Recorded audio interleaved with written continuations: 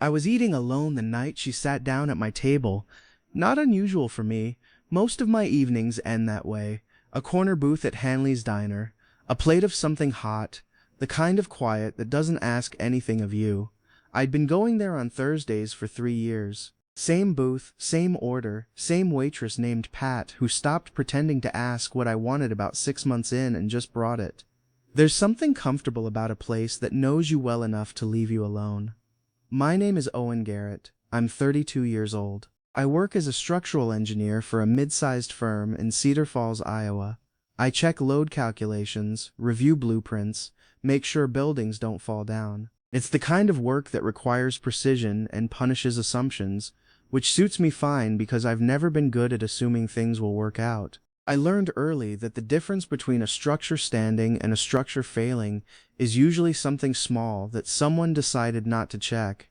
I applied that to most of my life, not just the work. I checked things. I was careful. I didn't leave much to chance. Which is probably why what happened that Thursday in March caught me so completely off guard. I was halfway through a chicken sandwich when I heard the chair across from me scrape back. I looked up, expecting Pat with a coffee refill. It wasn't Pat. She was maybe 28. Dark hair pulled back from her face in a way that suggested it had started the day tidier than it currently was. She was wearing a dark coat over what looked like work clothes, a blouse, slacks, the kind of outfit that meant she hadn't gone home before coming here. She had a bag over one shoulder, and her other hand was pressing flat against the table like she needed it to hold her up. She sat down, not asked, not waited, just sat down across from me like we had arrangements. I set down my sandwich. She looked at me for a second, not the way strangers look at you when they've made a mistake and are about to apologize. The way someone looks at you when they've been working up to something for a long time and have finally decided to do it. Then she said, "I think you know why I'm here." I did not know why she was here. I had never seen this woman in my life. I said, "I don't think we've met." She blinked. Something shifted in her expression. The composure she'd walked in with cracked just slightly at the edges. She looked down at the table, then back at me. "You're Owen Garrett." "I am. You work at Callaway and Associates. Structural engineering." "I do." I kept my voice level. "Who are you?" She let out a breath. Not relief exactly. More like someone releasing pressure that had been building for a while. "My name is Sarah Voss." She paused. "My brother is Daniel Voss. He worked at your firm 2 years ago." I knew that name. Of course I knew that name. Daniel Voss had been a junior engineer at Callaway for about 8 months before he was let go. I hadn't been directly involved in that decision. It came from above me, but I had known about it. Everyone had. I waited. "He lost his job," she said. "And then he lost his apartment. And then he lost about 8 months of his life to something that wasn't entirely his fault." She was looking at me steadily now, the shakiness from a minute ago mostly gone. And I spent a long time being angry about it. At the firm, at the people who made those decisions, at the whole situation. "I'm sorry," I said. "What happened to your brother? I wasn't involved in." "I know," she said. "I know you weren't." That stopped me. "Then why are you here?" I asked. She reached into the bag on her shoulder and took out a folder. She set it on the table between us. Not aggressive. Careful, the way you set something down when you know it matters. "Because 6 months after Daniel lost that job," she said, "someone sent him a reference letter. Not from his direct supervisor, not from HR, from you." She tapped the folder. An unsolicited letter sent to 3 firms in the area that said Daniel Voss was a precise and capable engineer who had been let go for reasons unrelated to his performance, and that whoever hired him would be getting someone worth keeping. I remembered writing that letter. I had done it on a Sunday afternoon, alone in my apartment, because I'd reviewed Daniel's work during his time at the firm, and it was good, and the circumstances of his departure weren't something I was willing to pretend hadn't happened. I hadn't told anyone I was doing it. It hadn't seemed like the kind of thing that required an announcement. "He got hired 6 weeks later," Sarah said.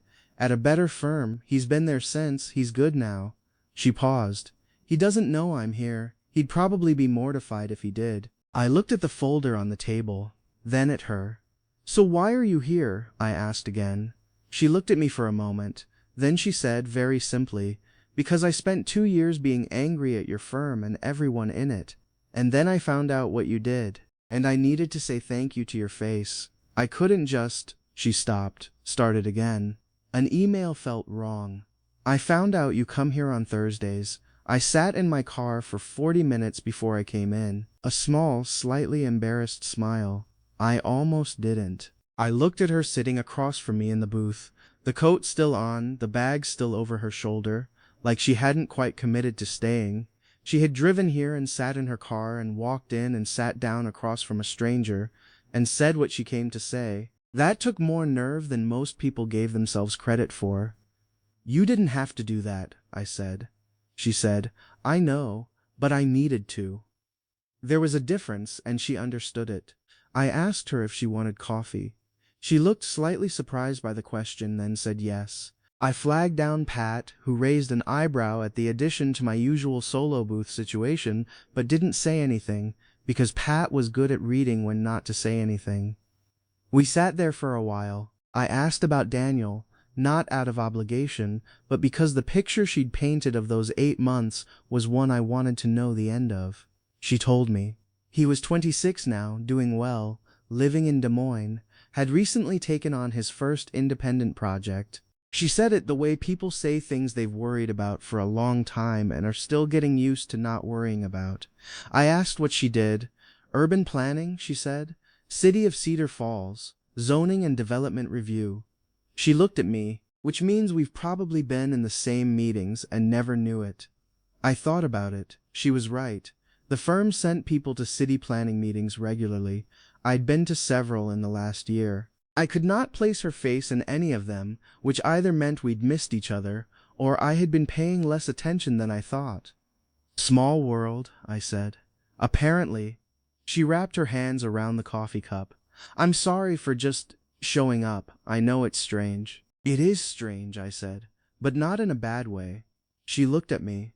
"You're being very calm about a stranger sitting down at your dinner," I said. "I checked the structural integrity of the booth before I sat down. It can hold 2 people." She laughed. It was sudden and real, and it changed her whole face. I noticed that. She left about 20 minutes later. She put her coat back on properly. She'd let it fall off one shoulder while we were talking, which I only noticed when she pulled it back up, and picked up her bag and said it had been good to meet me, formally this time.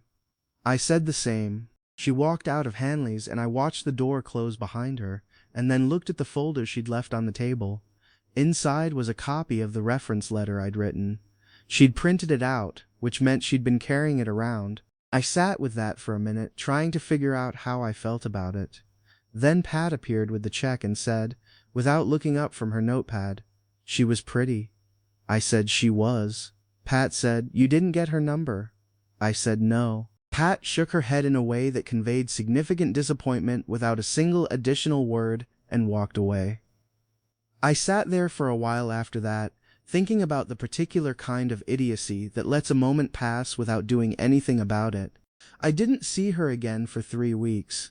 Then I did, at a city planning meeting about a mixed-use development on the north side of town. She was sitting at the far end of the table with a stack of zoning documents and a coffee from the building's vending machine that looked like it had already done its worst. She was making notes in the margins of a report with a pen she kept clicking in a way that suggested she was trying not to say something out loud. She looked up and saw me and went very still for a second. Then she nodded. Polite, professional, the specific kind of nod that means I acknowledge you exist and will address that fact appropriately. I nodded back. The meeting ran 2 hours. There was a disagreement about setback requirements on the east elevation that took 40 minutes to resolve and involved 3 people talking over each other, while a 4th drew increasingly aggressive lines on a whiteboard. I caught Sarah's eye across the table during the worst of it. She pressed her lips together in that particular expression that isn't quite a smile but carries most of the same information. After the meeting broke up, I found her in the hallway. "The setback argument," I said. "Every time," she said. "Same 2 people, same argument, slightly different project. Does it ever resolve?" Eventually, when one of them is on vacation, I laughed. She did too, briefly, and then looked at me with an expression I couldn't quite categorize, like she was deciding something. I'm glad I came in that night, she said. To the diner, I almost talked myself out of it 4 separate times. I'm glad you didn't, I said. She looked at me for a moment. Then she said, I should get back, I have a review meeting at 4. She picked up her bag. But if you're ever at one of these again, I will be, I said. Thursday the 15th. She smiled. Then I'll see you Thursday the 15th. She walked away down the corridor, and I stood there for a second, feeling like something had just started. Thursday the 15th arrived. She was already there when I walked in, coffee in hand, sitting near the window with a different stack of documents and the same clicking pen.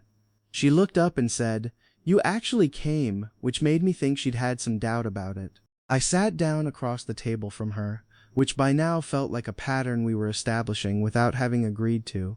The meeting itself was about drainage infrastructure, which is not a subject that generates much warmth in a room, but Sarah had clearly done her homework in a way several other people at the table had not. She asked questions that were precise and inconvenient, the kind that make project managers shift in their chairs because they require actual answers. I watched her work and thought, not for the first time, that she was very good at what she did. Afterward, we ended up walking out at the same time. It was late March, cold enough that her breath was visible, and she had a scarf she was winding around her neck as she pushed through the door. I said, Are you going back to the office? She said, Eventually. I was going to get something to eat first. There was a pause, the kind that has a question in it. Hanley's is 4 blocks from here, I said. She looked at me. Are you asking me to dinner? I said, I'm pointing out the proximity of a diner. What you do with that information is up to you. She laughed. That is the least romantic way anyone has ever suggested getting food. I'm a structural engineer, I said. We describe things accurately. She shook her head, still smiling, and started walking. Come on, then. We went to Hanley's. Pat seated us in my usual booth without being asked, and gave me a look that communicated both approval and vindication simultaneously. I ordered my usual. Sarah ordered a grilled cheese and tomato soup, which Pat brought with the specific efficiency of someone who had decided these two people were not going to waste any more time. We talked for 2 hours. It started with work, projects, the city's development pipeline, the peculiar politics of zoning meetings, and then moved into other territory the way conversations do when the people having them stop being careful. She told me about growing up in a small town in Wisconsin, the youngest of 3, the one who ended up in the city when the other 2 stayed close to home. I told her about my parents, both retired teachers, my father's habit of explaining the structural properties of every building he walked into, which had probably made me what I was. She said, So it's his fault. Completely, I said. I can't walk into a room without checking the ceiling. What about this room? Load-bearing walls are fine. The east corner has some settling, but nothing structural. You're safe. She looked at me with an expression that was warm and slightly incredulous. Do you do that everywhere? Only places I care about being stable, I said. The words came out before I'd thought about them. She looked at me for a second, then looked down at her soup, and I saw the faint color in her cheeks. Neither of us said anything about it, but neither of us changed the subject either. She told me about the waterfront project she was working on, a mixed-use development that had been in planning for 3 years and kept hitting complications, the latest being a historic preservation dispute over a warehouse that everyone agreed was structurally unsound, and nobody agreed on what to do about. She talked about it the way people talk about work they actually care about, with the specific frustration of someone who can see the right answer clearly and keeps running into the politics standing between the answer and the outcome. I said, What does the structural assessment say? She looked at me. That's the thing. The assessment was done 18 months ago by a firm the developer hired, which means nobody on the preservation side trusts it. They need an independent review. They need 3 things, actually, and the independent review is the easiest of them. She stirred her soup, but it's the one everyone keeps arguing about instead of the harder ones, which is usually how these things go. I said, If you ever need someone to look at the structural report, I'm not affiliated with the developer. She looked at me. That would be useful, if you're serious. I don't offer things I don't mean, I said. She studied me for a moment. I'm noticing that about you. The diner had thinned out around us without either of us noticing. Pat had stopped refilling the coffee without being asked, which was her way of suggesting that the night had reached a natural endpoint, but she hadn't brought the check yet, which was her way of suggesting she wasn't in a hurry for us to leave. Eventually, Sierra looked at her phone and said she should go. She had an early meeting and the drive back to her apartment was 20 minutes. She said it the way people say things they're not entirely sure they want to be true. Outside, the air was cold enough to matter. She wrapped her scarf tighter, and we stood on the sidewalk for a moment, in the particular awkwardness of an ending that neither person is quite ready for. She said, "This was not what I expected when I walked in here." "What did you expect?" "To say thank you and leave." She looked at me. "I said thank you about 2 hours ago." "You did," I said, "and then you stayed." She smiled. "And then I stayed." She walked to her car. I watched her go. And then I went back inside and paid the check and left Pat a larger tip than usual, because some things are worth acknowledging. We saw each other at 2 more planning meetings over the following month. Both times we ended up walking out together. Both times we got food afterward, at Hanley's the first time and a Vietnamese place near her office the second. By the 3rd week of April, I had her number in my phone and a low-grade awareness that Thursdays had become the day I looked forward to most. I was careful about it, the way I was careful about most things. I didn't want to get the load calculation wrong. I'd done that once before, moved too fast on something that looked solid and found out later it wasn't, and I had no interest in repeating the experience. So I kept things measured, professional but warm, present without pushing. We texted sometimes between meetings, nothing that required a category, work questions mostly, the kind with a second layer underneath that neither of us named. She sent me a photo of the historic warehouse one afternoon, with the message, "This is the one everyone's arguing about," and I looked at it for long enough that I had to admit to myself, I was looking for an excuse to respond at length. I wrote back with 3 observations about the visible structural issues in the photograph. She replied with a laughing response and said she was sending it to the preservation committee. I told her she probably shouldn't attribute it to me. She said she'd say it came from a structural engineer who preferred to remain anonymous, which was technically accurate and made me feel like I was being handled by someone who was very good at it. She was. I was fine with that. Sierra, for her part, was harder to read in the ways that mattered. She was friendly and easy to talk to, and sometimes looked at me in a way that made the back of my neck feel warm. But she was also clearly someone who had learned to be careful about what she showed. There was a guardedness underneath the warmth. Not hostile, just considered. Like she was checking her own load calculations too.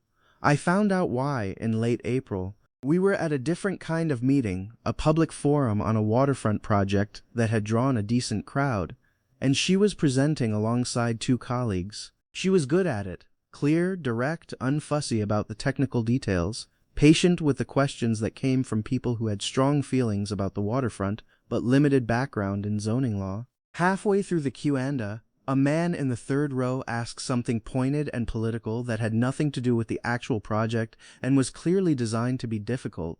Sarah handled it cleanly, didn't take the bait, didn't get defensive, redirected to the actual substance. She was good at it in the way that suggested she'd had practice, not at public forums specifically, but at managing situations where someone wanted to make things harder than they needed to be. Afterward, I found her in the parking lot standing by her car with her coat on and her keys in her hand, looking at the middle distance. "You okay?" I asked. She looked at me. "That man in the 3rd row used to be married to my mother." I didn't say anything. I waited. "He left when Daniel was 12 and I was 9. Came back into town about 2 years ago. Does things like that sometimes. Shows up to things I'm involved in and makes it difficult." She said it flatly, not looking for sympathy, just saying the fact of it. I've mostly learned to not react. "You did well," I said. "I had practice." She unlocked her car. "Sorry, that was a strange thing to tell you in a parking lot." "You don't have to apologize," I said. She looked at me for a moment. There was something in her expression I hadn't seen before, something less guarded than usual, like the evening had worn down one of the outer layers. She said, "Can I ask you something?" "Yeah." Why did you write that letter? For Daniel. You didn't know him well. You weren't asked. Nobody would have blamed you for just not doing it. She was watching me carefully. So why? I thought about it. Not because I didn't have an answer, but because I wanted to give her the real one.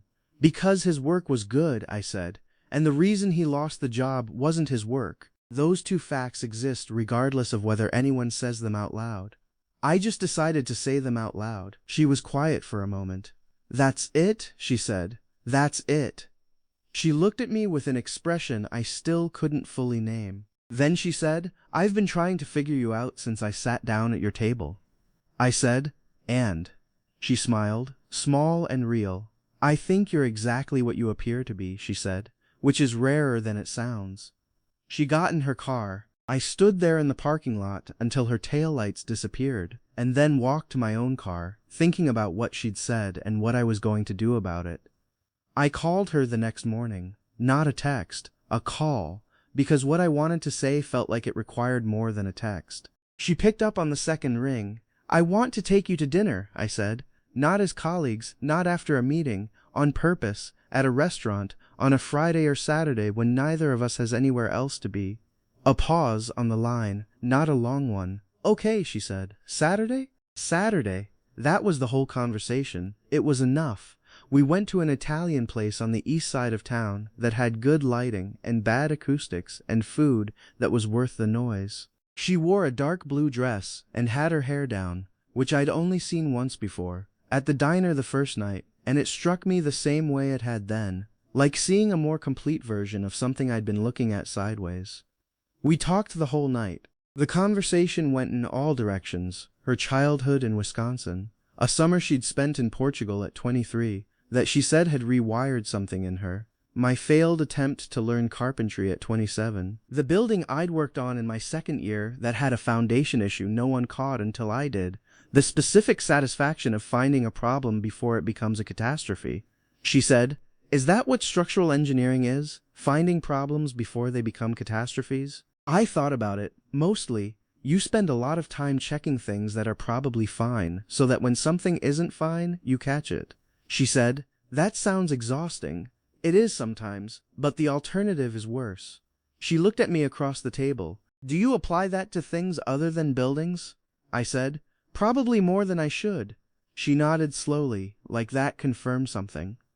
"I do the same thing," she said, "in different language. Urban planning is basically, you look at how things are going to develop, you try to anticipate what goes wrong when you don't think carefully, and you put structures in place so that when the pressure comes, the thing doesn't collapse." She tilted her head slightly. "We're both basically in the business of making sure things hold." I looked at her. "That's a better description of what I do than anything I've ever said." She smiled. "I'll send you a bill." We walked to her car after dinner. The night was cold and clear, the kind where the sky actually looks like something. She had her coat buttoned up and her breath was visible, and she was slightly ahead of me on the sidewalk, talking about a project she was worried about, and I thought, with the specific clarity that sometimes arrives without warning, that I did not want to reach the end of this walk. We stopped at her car. She turned to face me. She was looking at me with that expression again, the one I'd been trying to name since March, and I finally understood what it was. It was the expression of someone who had decided to stop being careful. She said, "I'm going to tell you something." I waited. When I sat down at your table that night, I had a whole speech prepared. I'd practiced it in my car. It was going to be brief and appropriate, and I was going to say thank you and leave. She paused. "And then you were just normal. You offered me coffee and asked about Daniel and made a joke about Booth's structural integrity. And I drove home that night thinking that I'd made a mistake leaving when I did. I said, 'You could have stayed.'" "I know." She looked at me. "I wasn't ready yet." "Are you ready now?" she said. "I think I've been ready for a while. I was just checking to make sure the structure was sound first." She used my own language back at me. I felt something in my chest loosen that I hadn't known was tight. I stepped closer. She didn't move back. "The structure is sound," I said. She looked up at me and smiled. Not the small, careful smile she usually kept in reserve. The full one, the one that changed her whole face. "And then," she said, "then stop checking and do something about it." I kissed her. Right there on the sidewalk, under the cold, clear sky. She kissed me back with the particular certainty of someone who had made a decision and was done reconsidering it.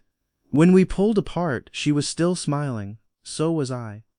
That was May. By July, we had settled into something that felt permanent in the way that good structures feel permanent, not because nothing ever puts pressure on them, but because the foundations are right. Our weeks had a shape now. Tuesday evenings she came over and we made dinner, which usually involved one of us being wrong about something and the other being right, and both of us being fine with it. Saturday mornings we walked along the river if the weather allowed, which in Iowa means approximately half the time. On Sunday nights she called from her apartment when she couldn't sleep, and we talked about nothing in particular until she could, which I didn't mind at all. I met her friends in June, a group of 4 women she'd known since her first year in Cedar Falls.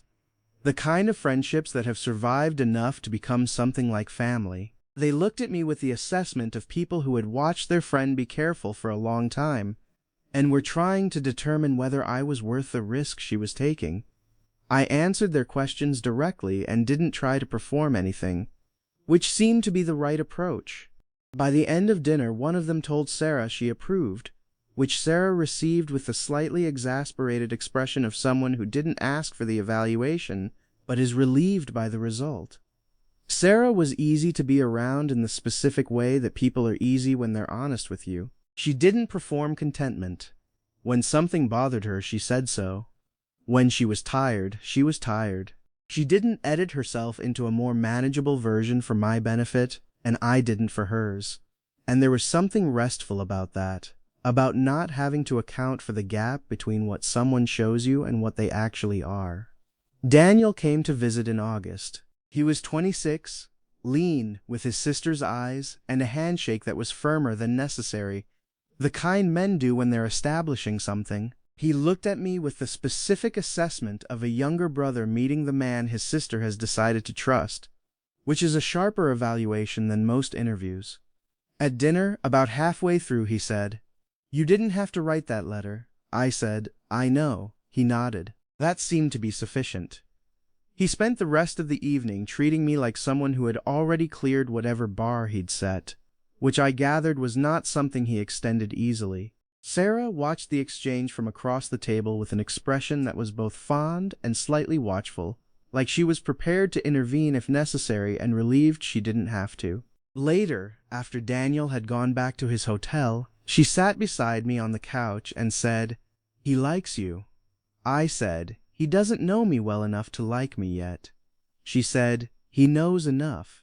She rested her head against my shoulder. "He knows that the night everything fell apart for him, you were the only person at that firm who thought it was worth saying something." I looked at the ceiling. Anyone would have done it. She lifted her head and looked at me. "No," she said, "they wouldn't. That's the whole point."